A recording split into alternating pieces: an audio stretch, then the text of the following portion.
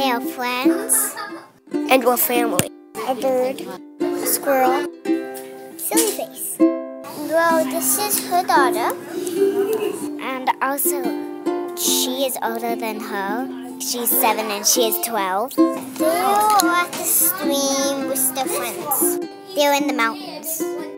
At the fair. In my house.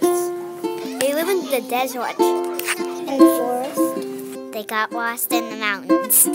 And by accident, his brothers threw him into the bushes. Climbed Mount Rainier and falls down all the way to the bottom. The problem in the story is that when they were going all around the woods last trip, they got stuck there for a while. The cat is chasing the bird.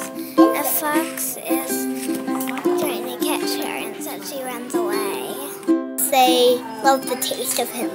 That they would not know who is who. The helper was the kid. The kid saved them by climbing up to the trees. He jumps onto a board. The people who lived there didn't like anyone in their castle, so they got her out. They climbed up to the trees, and you get a plane come down and get them. The cool thing about it is it can turn bigger so he can hide. They don't have any friends, they don't have anybody to play with, but then somebody says, "Can I play with you?" And the other puppet says yes. A long voyage, and while she was going on it, she got trapped in an orphanage, and her helper got her out. My puppets went back to the home and loved back home.